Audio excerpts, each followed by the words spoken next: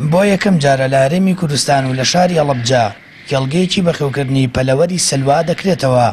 جیاواز لە پەلەوەرەکانی دیکە چەندین تایبەتمەندی و جیاوازی لەم پەلەوەرەدا هەیە.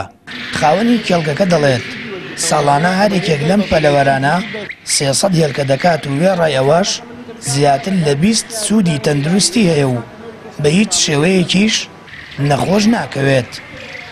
لە ئاسیا هەیە، لە شیمالی ئەفریقیا هەیە، مصر، سووریا، قەتەر، ئیمارات، عێراقیش بەس بە کەمی عێراق، کوردستان تیای نییە. ئەم پەلەوەرە ناوی سەلوایە، فەیری سەلوا. نەخۆشکەوتنی نییە بە هیچ شێوەیەک، نەخۆشی نییە، بۆنی نییە. مریشک لە سەیاسە بۆنی هەیە، ئەم لە سەیحەوت بۆنی هەیە. خاوەنی کێڵگەکە بە دەستەکانی خۆی ئامێری گەڵێنانی هێلکەی لە ناو کێڵگەکە دروست کردووە.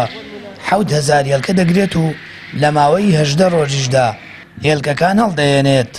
ئەو ئامێرە خۆم دروستم کردووە لە ڕێی میکانیکی، بەس لە ڕێی ئەلیکترۆنیک یارمەتی دەرم هەبووە. ئەویش کاک سەباحە زۆر شارەزایی هەیە لە بواری ئەلیکترۆناتە. ڕاستەکە من فیکرە و میکانیکی خۆمە.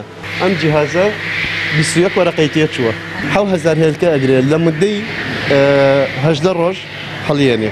ئەم پەلەوەرە کەمترین بۆنی هەیە و سەرڕای جوانیەکەی بەوتەی خاوەنکارەکە هێلکە و گۆشتەکەی چەندین نەخۆشی لەناو دەبات. ئەگەرچی کردنەوەی ئەم پرۆژەیە لە حاڵەتی ئەزموونیدایە، بەڵام خاوەن پرۆژەکە دەڵێت لە هەڵەبجە بەخێوکردنی ئەم پەلەوەرە سەرکەوتنی بەدەستهێناوە.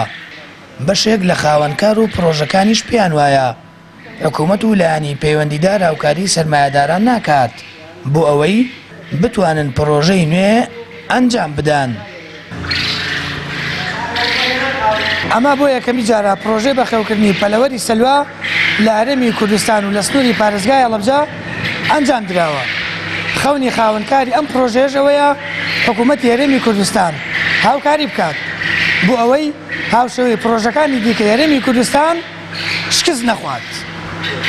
ساما فەتاح، کەناڵی ئاسمانی پەیام، هەڵەبجە.